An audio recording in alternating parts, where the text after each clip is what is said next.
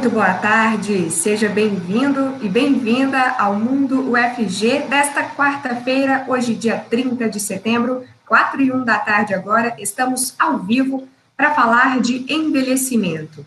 A gente costuma dizer e ouvir que a população brasileira está envelhecendo, a gente está ouvindo aí durante a pandemia que os idosos são do grupo de risco, e a gente se pega pensando como proteger esses idosos por meio de políticas públicas, por meio do cuidado entre familiares e amigos também. O envelhecimento é uma discussão ampla que passa pela saúde mental, pela saúde física, por relações sociais, por direitos, e é disso que a gente fala hoje. Eu, claro, já te convido a participar. Você pode perguntar, mandar sua opinião, tanto pelo aplicativo da TV UFG, que você baixa pela Play Store, quanto pelo WhatsApp, que é o 62991811406, ou também pelas redes sociais, no Facebook e no YouTube da TV UFG, está rolando agora a transmissão ao vivo do programa. É só você comentar lá no chat, e o comentário chega aqui para mim, eu converso sobre ele com os nossos especialistas. Agora, a gente começa com duas especialistas da UFG, que eu já dou as boas-vindas,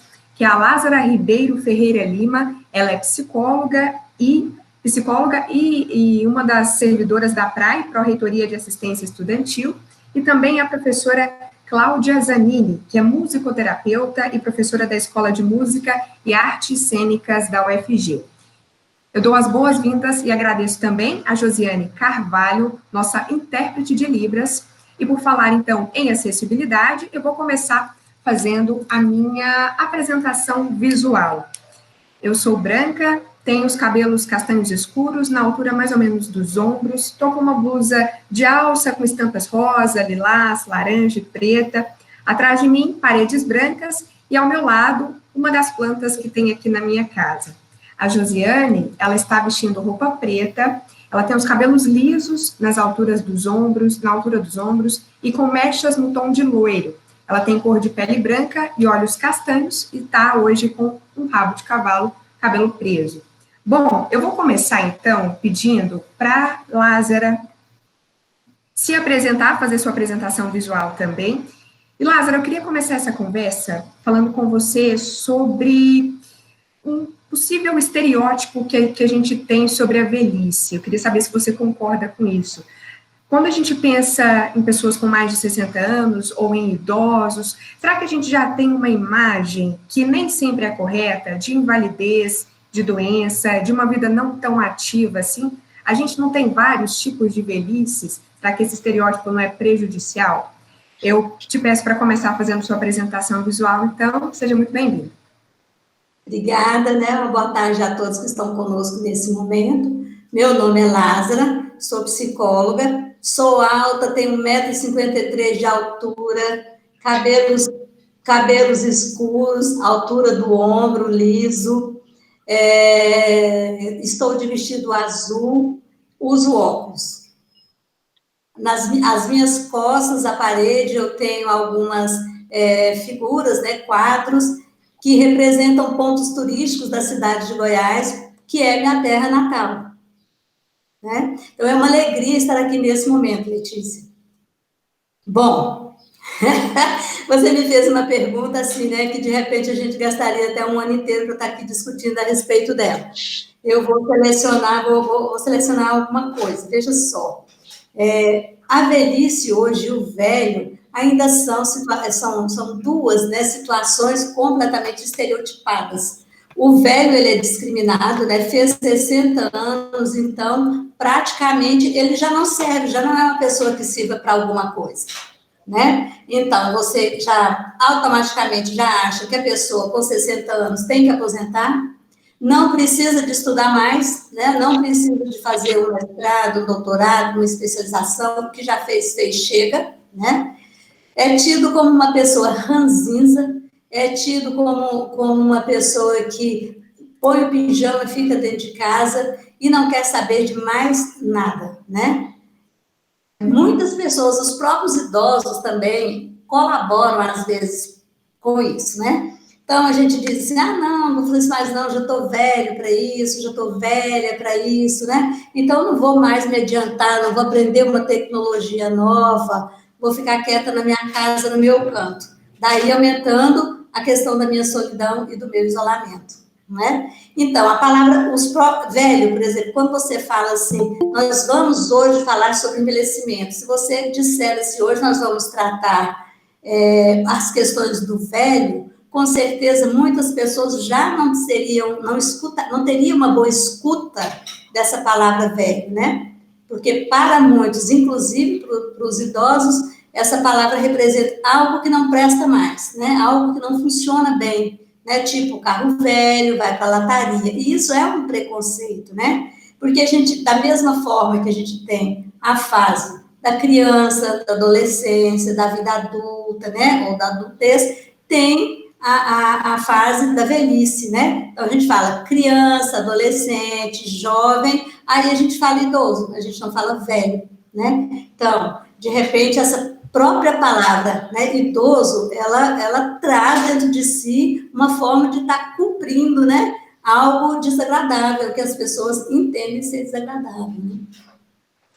Muito interessante essa discussão. E eu quero reforçar, pessoal, que todos os convidados, inclusive a professora Cláudia e a Lázara, todos os convidados do programa de hoje fazem parte do Núcleo de Pesquisa, Ensino e Extensão em Envelhecimento, o NEPEV, da Universidade Federal de Goiás. Cláudia, mais uma vez, muito bem-vinda. Quero começar te pedindo para fazer sua apresentação visual também. E já te perguntar, você como musicoterapeuta, o que é a musicoterapia? Como é que ela pode beneficiar pessoas que têm aí 60 anos ou mais? Bom, primeiramente, eu sou alta, sou morena, tenho cabelos longos, castanhos escuros e também olhos castanhos escuros. Estou na minha biblioteca, então atrás de mim tem estantes de livros fechados, claras, e estou com uma blusa vermelha. Tá? Assim como a Lázara falou que podia ficar 1 ano falando da resposta dela, eu também poderia falar bastante sobre a sua pergunta, né? Porque, na verdade, a música faz parte da trajetória do homem, né? Desde sempre, né?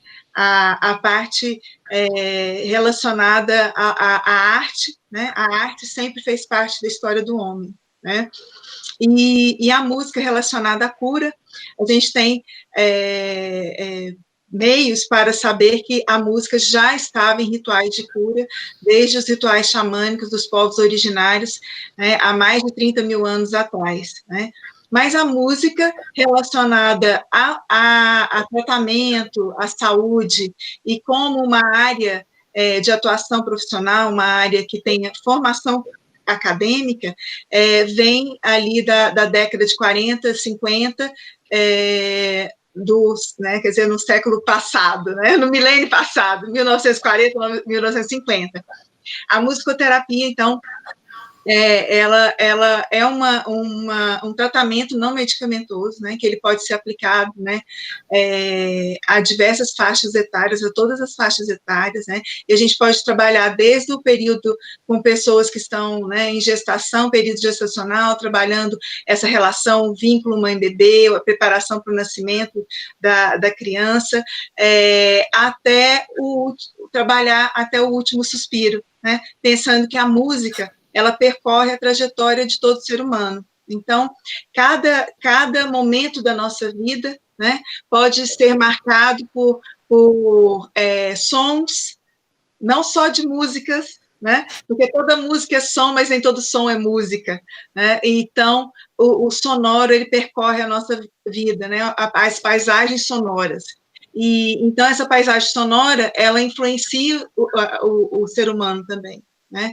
E a música, ela pode ser aplicada, né? O musicoterapeuta, ele faz uma formação, porque ele precisa conhecer, né, como que se dá no caso, esse desenvolvimento humano, esse envelhecimento humano, né, e o que seria esperado de típico nesse desenvolvimento, para poder lidar com as situações onde esse desenvolvimento não é típico, onde existe algum tipo de patologia, onde há alguma morbidade, né, instalada, né, ou comorbidades, né. Então, a musicoterapia, nesse momento, a gente tem atuado muito na área do envelhecimento, pensando na parte de demências, né, de doenças degenerativas. No entanto, a gente trabalha muito com a questão da promoção da saúde, né, com a prevenção de agravos, né, da saúde, né, então, com a reabilitação, então, nessa proposta, né, que é de uma visão mais ampla desse universo que é a saúde, né, desde a promoção até a gente pensar em preparar a pessoa utilizando som, sonoridades, músicas para preparação para a morte também, né. É um trabalho muito interessante mesmo, né? Eu já tive a oportunidade de conhecer mais de perto, e com a professora Cláudia, inclusive, é muito bacana. Agora, Lázaro, a gente tem, inclusive, amanhã, o considerado Dia do Idoso, inclusive tem a relação de que o Estatuto do Idoso, ele passou a valer no dia 1º de outubro de 2003.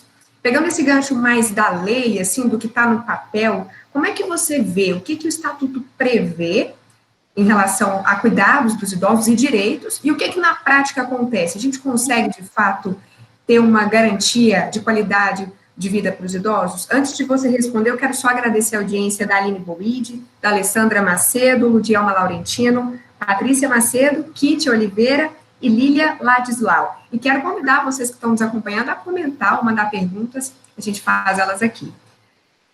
Lázaro, por favor. Então, o estatuto, né, que você tá falando, ele se originou a partir da Política Nacional do Idoso, né, que foi construída bem anteriormente. Ele é um documento lindo, né, ele é ideal. Quando você lê o documento, você pensa, que maravilha.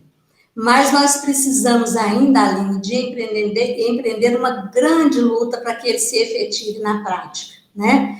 Lá no Estatuto, então, a gente vê que todas as áreas do conhecimento, todas as áreas das políticas públicas, especialmente, têm alguma atribuição e obrigação em relação à pessoa idosa. Mas o que é que ocorre? Bom, então, a saúde, o que é que a saúde precisa de fazer, né, para atender a pessoa idosa? Educação, assistência social, habitação. Mas quando a gente vê na prática, isso ainda não ocorre, ou ocorre muito tenuamente, né? Nós podemos pegar a nossa própria escola, né? A Universidade Federal de Goiás, né? Nossa própria escola, que é um setor de educação que tem lá as suas obrigações, e a gente ainda está longe de fazer valer o Estatuto do Idoso nessa área da educação superior. E assim, nas outras áreas também da educação, né? Educação básica, nós não temos ainda inserido nos currículos dos diversos cursos, né? Das diversas formações básicas, nenhuma matéria que seja obrigatória, né? Nos cursos, a não ser nesses relacionados, né? Da psicologia e tal, mas a gente não tem ainda. Tem uma longa caminhada nesse sentido, né? O atendimento, diz lá que o atendimento à pessoa idosa, ele é prioritário, né, em todos os locais, em trabalho e tal, e não é isso que acontece. Essa pandemia muito triste, né, o que a gente está assistindo na saúde, na área da saúde? A gente escutou pelo menos o discurso de que chegaria um momento em que teria que fazer uma escolha, né, entre quem poderia se beneficiar com o atendimento médico e quem poderia ser, naquele momento, se fosse o caso, dispensado, né? Então, entre escolher uma pessoa que já viveu muito e outra pessoa que ainda tem um tempo, né, vamos dizer assim, que não deixaria os anos de vida perdido, né, que deixaria, né, na realidade, anos de vida perdido, seria uma pessoa interessante para o mercado de trabalho, né, enfim, então quem que as pessoas naquele momento poderiam escolher, né?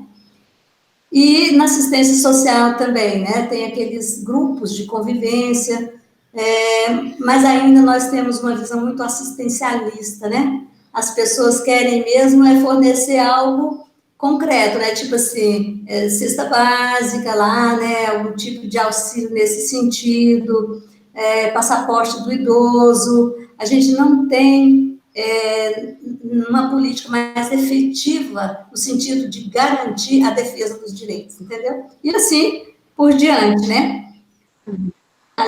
Te falar uma coisa, é o seguinte, né? Quando você fez a primeira pergunta, eu estou aqui matutando, você me disse os tipos de velhice, né? É importante responder isso, porque o mesmo processo de velhice que as pessoas brancas vivem, não é o mesmo processo vivenciado pelas pessoas negras, né? Pelos indígenas, pela população indígena, não é a mesma, é vivenciado pela população de LGBT, né? Lei de lésbicas, de gays, de bissexuais, enfim. Então, assim, o impacto é diferente, né? Nós sabemos que o impacto das políticas públicas, ele é diferente também nas pessoas que são diferentes. Mas eu não queria deixar aqui, eu não sei quanto tempo a gente vai ter ainda, eu queria deixar aqui registrado que eu não penso que a velhice seja só aquilo que a gente conversou, né? Naqueles estereótipos, naquela discriminação. Eu penso que a velhice também, ela pode ser bela. Com certeza. Ela pode ser melhor, né? A depender da nossa resiliência, né? Então, a depender dos recursos emocionais e os dispositivos emocionais que a gente tem para lidar com ela, né? Então, eu penso e acredito que futuramente a gente vai ver uma velhice bela. Tomara. Professora Cláudia, você comentando aí da musicoterapia, a Lázara até comentou da questão de políticas públicas, do oferecimento de recursos, né, para os idosos. A musicoterapia, ela é acessível? Ela está no SUS, por exemplo? Cultura. O seu microfone está desligado. A gente, enquanto musicoterapeuta, nós estamos agora num momento importante, porque nós estamos com um projeto de lei 6379, tramitando no Congresso Nacional desde dezembro de 2019, que é para aprovar a instituição, né, da musicoterapia como uma profissão regulamentada, né? E, então, assim, na verdade, com essa aprovação, a gente vai ter esse acesso muito maior para a população em geral. No entanto, a gente já tem políticas públicas aprovadas, incluindo a musicoterapia no sistema público de saúde. No SUS, né, nós temos musicoterapeutas trabalhando nos CAPs, que são Centros de Atenção Psicossocial, né, nós em Goiânia temos diversos CAPs, onde tem musicoterapeutas atuando, egressos da UFG, inclusive, né, que a gente tem curso de graduação desde 99, a primeira turma iniciou, e tivemos curso de especialização antes disso, e temos também musicoterapeutas trabalhando nas unidades básicas de saúde.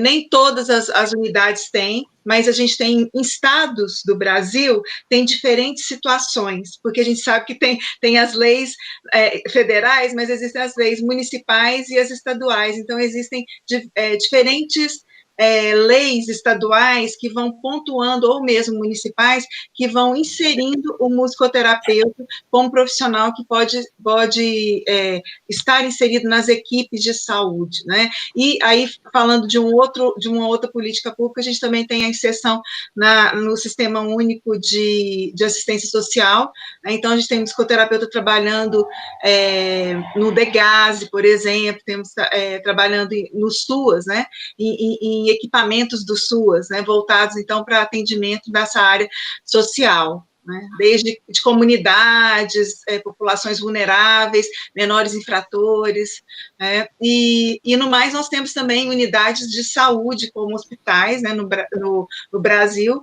onde tem atendimento de musicoterapia via SUS também, porque são profissionais que estão contratados ali e que são acionados, né, na saúde.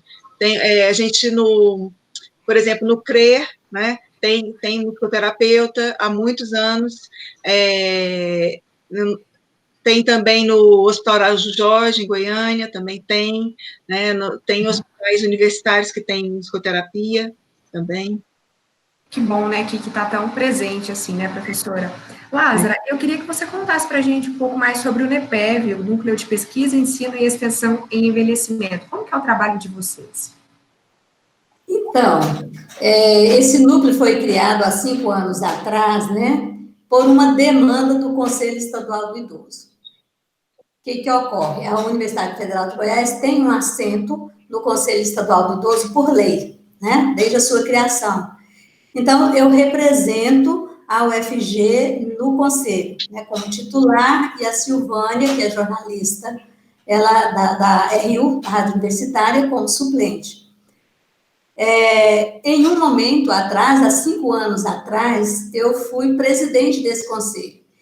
E lá, as pessoas me questionavam, né, o que é que a UFG tem, né, para tratar essa questão do envelhecimento. À época, a gente não tinha ainda nem o curso, né, nem a disciplina de geriatria e gerontologia, de geriatria, que hoje tem na Faculdade de Medicina, obrigatória, inclusive, né? Mas, assim, então, e aquilo foi me trazendo me demandando uma certa necessidade, né, de conversar a respeito na UFG. Então, nós fizemos um ofício para a reitoria, naquela época, e, para nossa alegria, teve um eco muito grande a nossa solicitação, né?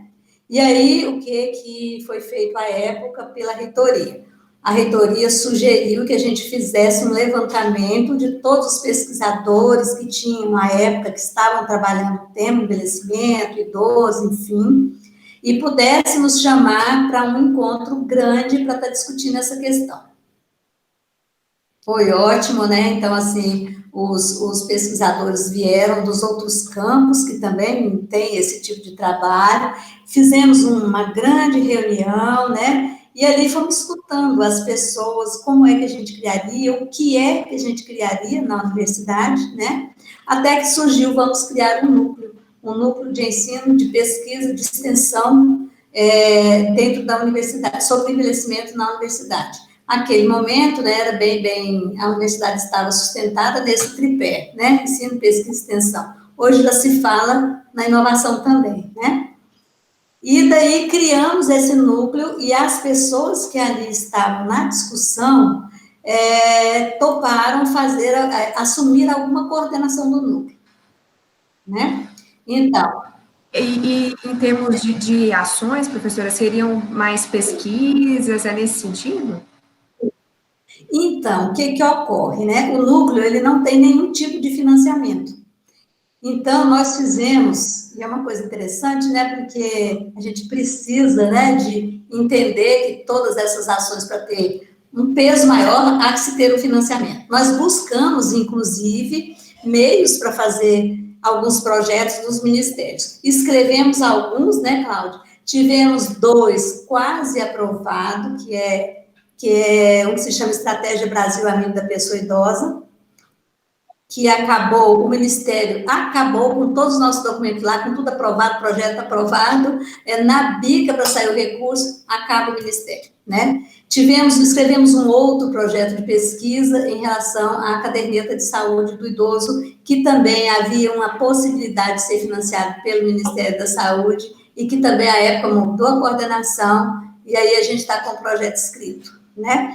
Enfim, a gente tem tentado, na área do ensino, aí a Cláudia fala com mais propriedade, mas já que você me perguntou, o que está acontecendo nesse momento? A professora Cláudia Zanini, lá pela Faculdade de Música, né, Cláudia? Você quer falar, Cláudia? É melhor que você fala com mais propriedade.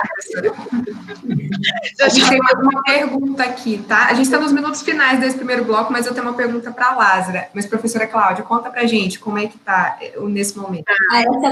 Eu acho que é importante a gente falar que, assim, um dos principais objetivos do NEPEV é pensar de inserir a temática do envelhecimento de uma forma transversal em todas as unidades, em todos os departamentos, em todos os campos da universidade, né?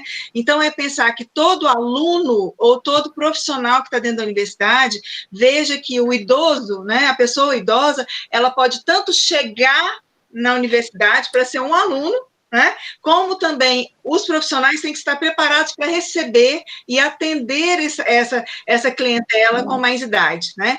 E aí, dentro dessa ideia, a gente criou, né, dentro do NEPEV, nós estabelecemos uma disciplina de núcleo livre, que é estudos, introdução aos estudos sobre envelhecimento. Então, eu estou responsável por essa disciplina, esse primeiro semestre de 2020, né? E aí a gente tem participação de 19 profissionais convidados, e eu vou costurando essas temáticas, né, que a gente incluiu temáticas relacionadas aos aspectos antropológicos, psicológicos, psiquiátricos, da saúde bucal, da saúde social, pensando no direito do idoso, nos ambientes onde ele está, quer dizer, pensando que esse aluno precisa, independente do curso que ele faça, ele precisa se colocar nesse mundo para atender essa clientela.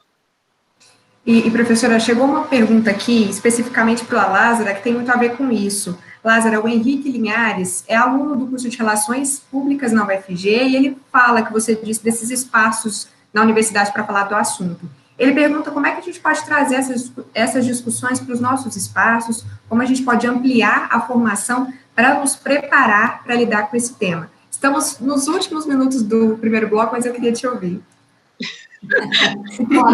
Eu acho que uma parte a Cláudia respondeu, né, com essa questão do núcleo livre, dessa disciplina. Os espaços, eu acho, assim, que interessante que a gente tenha vários espaços que a gente possa ocupar para estar tratando dessa temática. Basta entrar em contato com a gente, né, com o núcleo de pesquisa, extensão e envelhecimento. O e-mail de lá é nepevofg@gmail.com, porque nessa hora nós estamos trabalhando remotamente, então não tem ninguém lá no espaço físico, entendeu? E que bom, a gente pode marcar, fazer uma conversa, nós estamos tendo reuniões online, né? De repente a gente pode levar esse assunto e a gente estabelecer uma bela parceria de ocupação desses espaços, entendeu? Letícia, deixa eu falar só um negócio. A gente, nesses anos do NEPEV, nós organizamos eventos também, que nós denominamos a UFG Diante da Sociedade que Envelhece. Então, foram projetos de extensão que a gente fez também, enquanto NEPEV, para pensar, para começar a alertar, né, a nossa instituição a respeito desse assunto tão importante. Professora Cláudia, chegou uma pergunta para você. Alessandra Macedo, ela pergunta de que forma a musicoterapia chega aos idosos da periferia. Ela disse o seguinte: eu pergunto porque em 2015 eu participei de uma pesquisa em bairros nas margens da cidade, batendo de porta em porta, é o nome da pesquisa, batendo de porta em porta foi como ela participou, e ela disse que o que presenciou foi situações de críticas de vulnerabilidade e abandono. Como é que a musicoterapia chega? Pois é, nesse momento, a gente seriam projetos por meio de projetos, né, projetos sociais, né, eu acho que a gente não atinge nesse momento a periferia, assim, de uma forma ampla. A gente pontualmente pode ter um projeto de extensão que chegue a essa população, né, ou via SUAS, né, que é o Sistema Único de Assistência Social, ou mesmo o SUS, né, que a gente pode trabalhar nas unidades básicas de saúde, chegando pelos NASF, né, que são os núcleos de atenção à família. Então, a gente poderia entrar nisso, mas a gente ainda não tem essa expansão dentro da profissão. Não adianta eu falar que tem, porque não é uma realidade ainda, mas é um sonho que a gente tem que sonhar para conseguir, né? A gente está caminhando para isso. Com a regulamentação, a gente vai ter mais espaço. A tendência é que melhore, né, professora? Quero agradecer muito a todos que estão participando. Cris Oliveira, ele manda um parabéns para a professora Cláudia, diz que é um tema muito interessante. Professora Cláudia, Lázara, Josiane, muito obrigada por essa conversa aqui no primeiro bloco. Você que está nos assistindo, continue acompanhando. No próximo bloco, a gente conversa com outros 2 professores da UFG, um da Faculdade de Medicina e outro da Faculdade de Ciências Sociais, ainda falando sobre envelhecimento. Não sai daí, a gente já volta.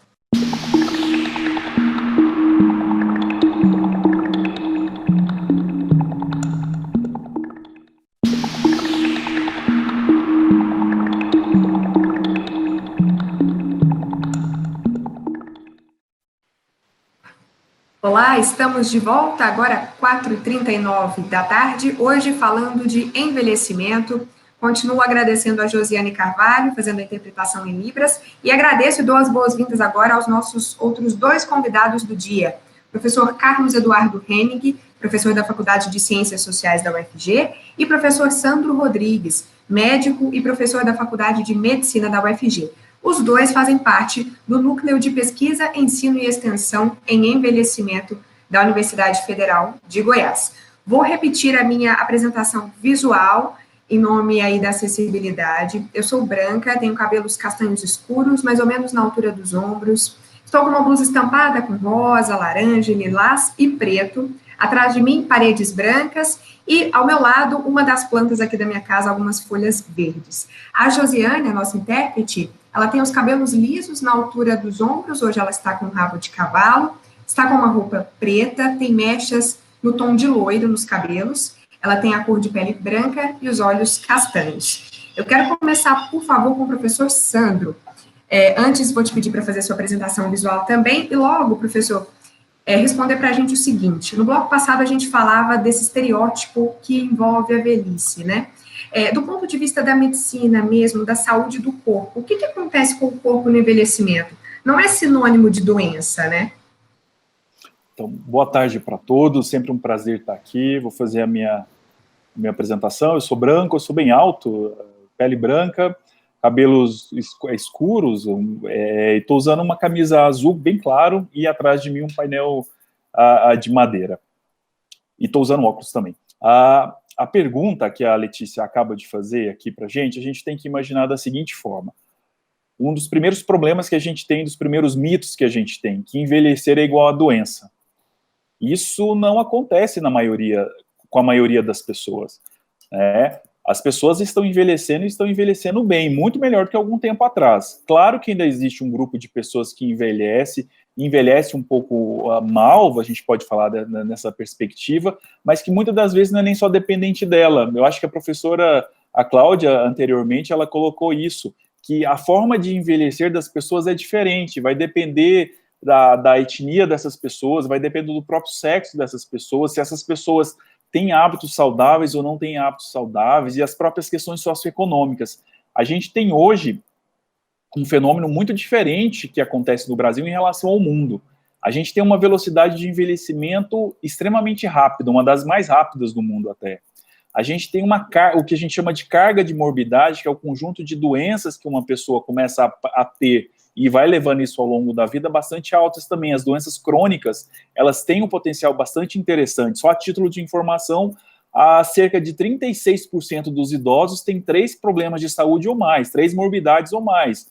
Então, isso vai variando. E no meio desse envelhecimento acelerado, dessa carga de morbidades, a gente tem uma situação muito frequente do Brasil, que é a questão das iniquidades sociais. Então, isso interfere de forma bastante importante. Mas um dos principais mitos que a gente tem que tirar, e aqui a gente já precisa aproveitar esse espaço para isso, é justamente que eu envelhecer não quer dizer que eu vou ficar doente. A gente tem vários exemplos aí, e possivelmente cada um de nós, e quem está assistindo também conhece isso, de pessoas que estão com seus 70, 60, 70 anos de idade, até 80 anos de idade, e que estão com a saúde razoavelmente bem. Claro que com algumas limitações referentes ao próprio envelhecimento do corpo, mas não necessariamente que elas estejam doentes.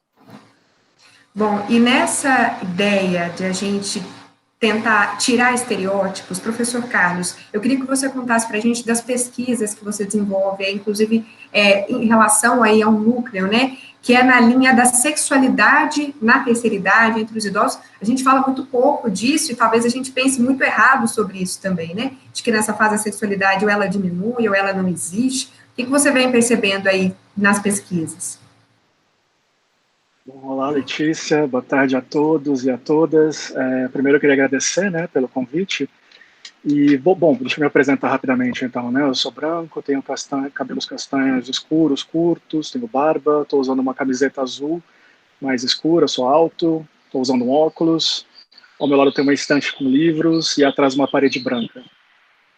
Bom, de fato, como a gente vem conversando aqui nesse programa, né, até aqui, a velhice é um fenômeno multifacetado, ele tem muitas características, né? Então essa questão de pensar em velhices no plural, né? Mais do que pensar numa única expressão ou experiência relacionada à velhice.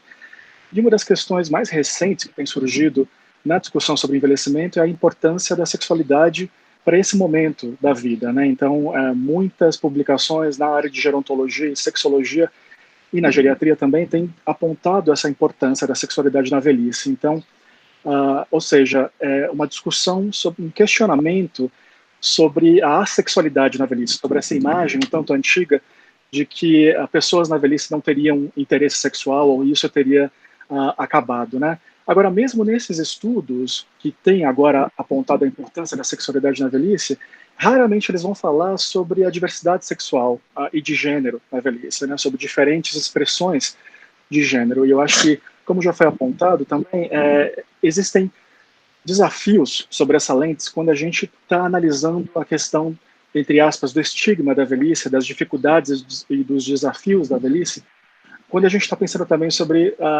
preconceitos, por exemplo, preconceitos relacionados à sexualidade, à identidades sexuais e de gênero. Então, acho que essa é uma questão que tem surgido com bastante força nos últimos anos para apontar a necessidade de criação de políticas públicas, né? Então, o NEPEV, a gente tem um conjunto de pesquisadoras e pesquisadores muito variado. Isso é uma coisa muito importante do nosso núcleo, é um ponto muito a favor, né? A gente tem enfim, pesquisas de várias áreas, de vários setores, e isso é um ponto muito interessante que a gente tem tentado agora nesse processo. A gente acabou de fazer a transição das coordenações e agora a gente tem uma equipe toda das subcoordenações que enfim, a gente tem repensado agora esse momento e a gente tem pensado sobre várias questões. A gente tem planejado a criação de uma especialização relacionada a estudos de envelhecimento. Isso é uma proposta que a gente quer implementar, se possível, quanto antes, né? Quem sabe até ainda em 2021.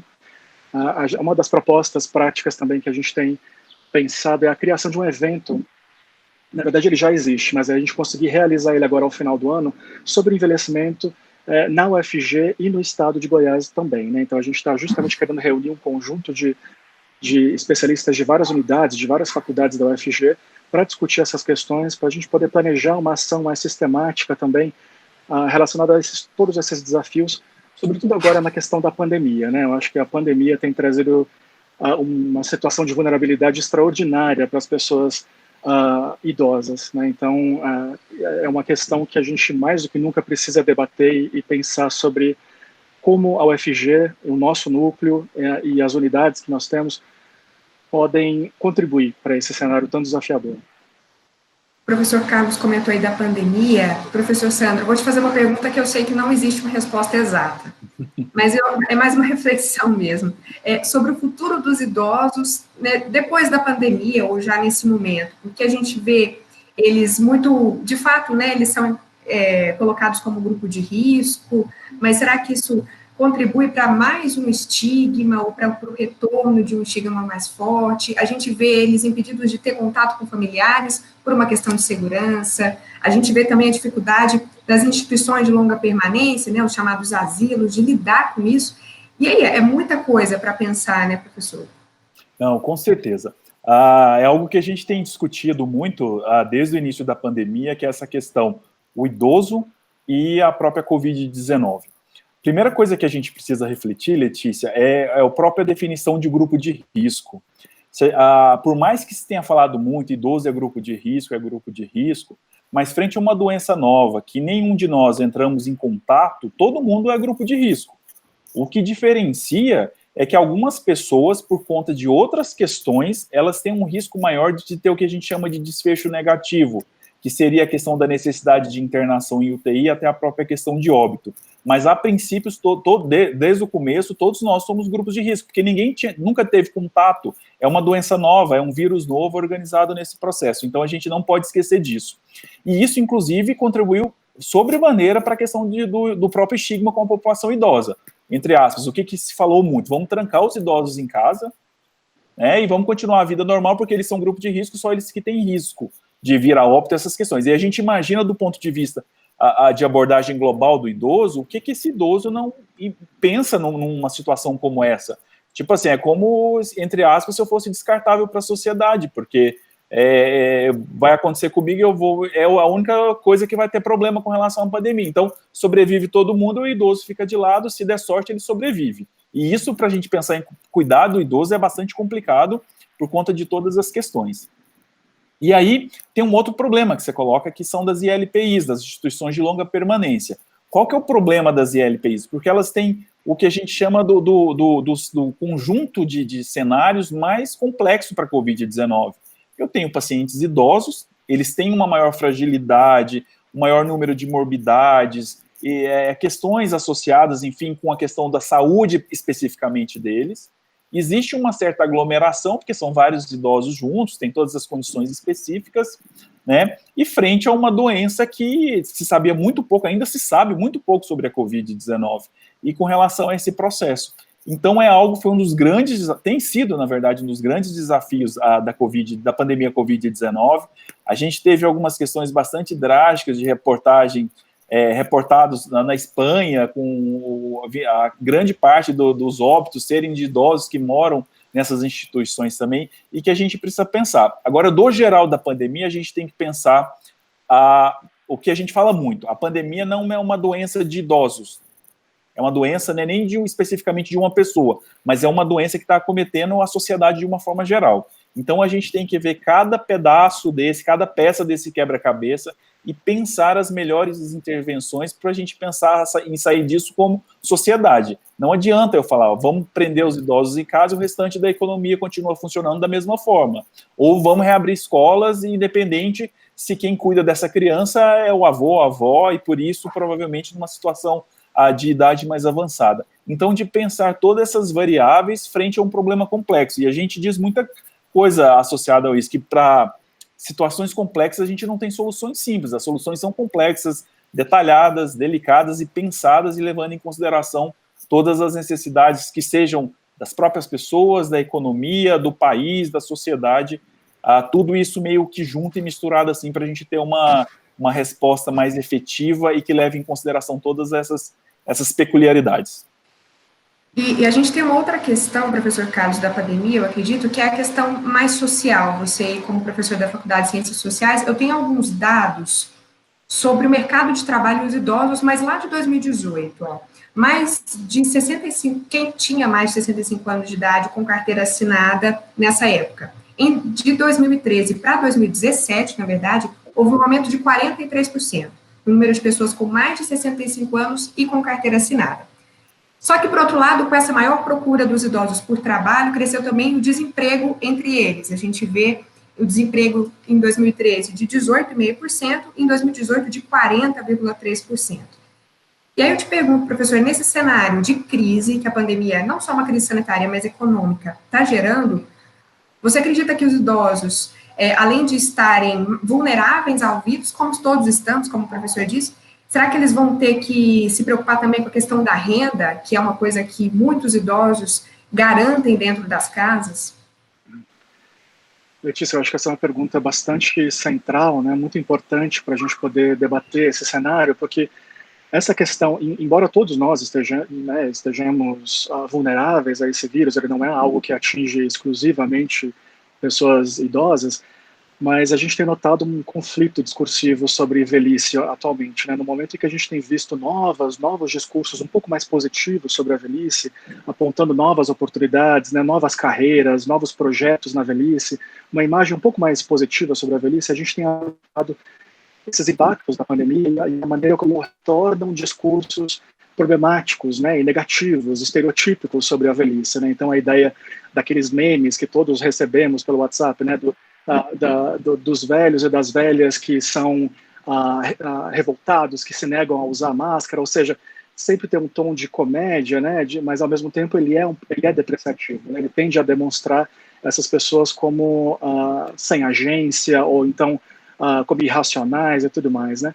Agora, de fato, acho que para além da pandemia, a gente tem que notar um cenário que também vulnerabiliza, nesse sentido, não só do mercado de trabalho a partir de uma nova possibilidade, né, que as pessoas na velhice agora, se quiserem, elas podem criar uma nova carreira, novos projetos, educacionais, inclusive, e tudo mais. Mas a gente tem que pensar, por exemplo, no impacto da reforma da Previdência, né, que é um movimento que tem acontecido em vários contextos mundiais, não só no Brasil. Mas essa reforma da Previdência, ela tende, em grande medida, a precarizar, né, a questão da possibilidade de aposentadorias, né, da possibilidade de redução dessas aposentadorias, né, do valor dessas aposentadorias, e muitas vezes essas famílias, né, que têm esses idosos nas famílias, elas se sustentam em grande medida por essas aposentadorias, em muitos casos, né. Então, para além da gente discutir o mercado de trabalho per se em si, a gente tem que pensar nos impactos desse tipo de política precarizante, né? Então, que vulnerabiliza em grande medida, né? E não só as reformas da Previdência, mas a questão do SUS, né? Do ataque ao SUS, né? Que a gente tem um sistema único de saúde que, por mais que tenha problemas e tudo mais, mas ele é hoje em dia cada vez mais raro no mundo, né? Então, a gente tem notado uma tentativa de precarização, de desmonte desse sistema, que vai ter um impacto gigantesco se a gente for pensar que a nossa população tende a ter, em poucas décadas, tende a dobrar, né? A gente vai ter mais de 50 milhões de idosos, né, nesse país. Então, o que vai ser, num cenário de aumento de longevidade, esse tipo de precarização, né? Tanto nas reformas da Previdência, quanto na dificuldade de disputa pelo mercado de trabalho para aqueles que querem continuar trabalhando, né? Então, ou seja, é um cenário todo que traz uma complexidade extraordinária, né? Então, a gente tem que pensar que nessa questão das velhices no plural, né, se a gente nota questões de classe social, por exemplo, questões étnico-raciais, questões de gênero, questões de sexualidade, todos esses elementos criam cenários particulares para pensar sobre os desafios da velhice. A velhice não é um fenômeno homogêneo, né? Então, mas enfim, trazendo alguns elementos aqui para a gente pensar nesse conjunto de complexidades, né? É muito complexo mesmo, né? São várias velhices, né? Como o professor falou. Eu quero falar aqui o resultado de uma enquete que a gente fez no Instagram da TV UFG. A gente perguntou para os nossos seguidores se é verdadeiro ou falso a afirmativa de que em 2043, um quarto da população deverá ter mais de 60 anos aqui no Brasil. E 77% disseram que sim. E de fato é verdade, esse dado é do IBGE. E a gente perguntou qual que é a porcentagem de brasileiros com mais de 60 anos de idade hoje. A resposta certa é de 13%. E a maioria disse que, na verdade, é de 17%. Professor Sandro, a gente pensando aí nessa questão da pandemia e dos idosos, a gente fala muito de envelhecimento saudável, né? E a gente até tem aí, até do senso comum de que a gente está envelhecendo todo dia, tem muito essa discussão. Mas vocês mesmos comentaram, a professora no bloco anterior e você no início desse bloco, que depende muito da questão social, de onde a pessoa vive. Como é que a gente pode falar em envelhecimento saudável num país com tanta desigualdade? Assim, dá mesmo para passar algumas dicas gerais? O que a gente pode falar disso? Olha, outra pergunta bastante complexa também, mas que a gente vai tentar, pelo menos, direcionar. A questão do envelhecimento saudável, ela, obviamente, que ela tem uma dependência, uma relação, na verdade, não é uma dependência, uma relação com a questão socioeconômica, mas ela não é extremamente dependente disso, né? Por exemplo, vamos pensar na questão de alimentação saudável. Eu posso não ter condições de ir ao supermercado ou ao mercadinho comprar verduras, mas eu posso me organizar e aí, enquanto comunidade mesmo, organizar um espaço para uma horta comunitária e ir trabalhando essas pequenas questões com relação a isso. Obviamente não é fácil, tem todo um quê de complexidade por trás desses processos, essas questões todas. Agora, eu acho que o mais importante é justamente a gente pensar algumas questões que levam a qualidade de vida nesse processo, relacionada a esse processo de envelhecimento, e que a gente tem que trabalhar com relação a isso.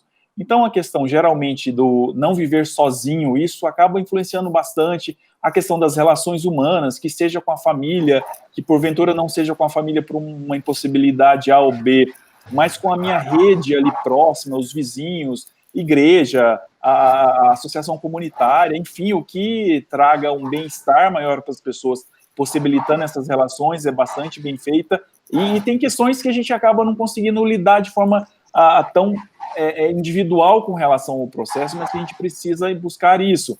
Questões relacionadas à segurança, a própria questão de alimentação, de uma forma mais geral, de várias questões envolvidas nesse processo. Então, pensar outra coisa também, que o envelhecimento saudável, ele pode ser diferente de uma pessoa para outra, não existe uma receita pronta para isso. E é isso que as pessoas perseguem muito, qual que é a receita para envelhecer bem? Existem algumas questões que permeiam o processo, mas, por exemplo, a gente fala, todo mundo tem que fazer caminhada de manhã ou à tarde, enfim, que seja, para envelhecer bem. Eu não gosto de fazer caminhada, aquilo vai ser ruim para mim até. Então, eu tenho que pensar uma outra questão de atividade física que seja prazerosa, mas que traga também os benefícios da atividade física para esse processo. Então, são questões bastante complicadas e que a gente não tem uma receita pronta. Isso vai sendo muito trabalhado de forma individualizada, conforme o próprio gosto de cada um, porque isso também é envelhecer de forma saudável, é fazer o que eu gosto, não o que me obrigam a fazer, né? Então, de entender esse processo aí de uma forma mais ampliada e entender esses projetos. Claro que questões relacionadas ao melhor convívio social, alguma questão de segurança, de relações interpessoais, obviamente, se eu não tenho grandes preocupações na vida, como, por exemplo, o desemprego, a questão de salário, de eu ganhar uma renda mínima que eu consiga atender às minhas necessidades, tudo isso entra nesse projeto. Mas a gente tem que lembrar que isso vai ser individualizado de pessoa para pessoa e que isso precisa ser trabalhado mesmo. As próprias questões relacionadas tem pessoa que vai precisar viajar uma vez por ano, por exemplo, tem pessoas que vai precisar mais, tem pessoas que isso não é importante, é mais importante ele estar junto com um filho, enfim, tem quem outros não vão nem querer ter filho, por exemplo, e aí essas coisas vão se organizando conforme a necessidade de cada um. Cada um vai vendo o seu modo, né, de viver mesmo, com bem-estar, né, tentando manter a saúde. Eu quero agradecer muito ao professor Sandro, ao professor Carlos e à Josiane. Infelizmente, nosso tempo acabou, dava para ficar conversando aqui por muitas outras horas. E eu quero pedir desculpa a quem nos acompanhou pelas redes, porque a gente teve um pequeno problema na transmissão. Mas você pode acompanhar depois, porque o programa fica salvo no YouTube da TV UFG, também no Facebook. A gravação vai estar lá, tá bom? Se você perdeu algum trecho, é só acessar as nossas redes sociais. Muito obrigada pela audiência, professores. Josiane, muito obrigada. Um ótimo resto de semana para todo mundo e até a próxima.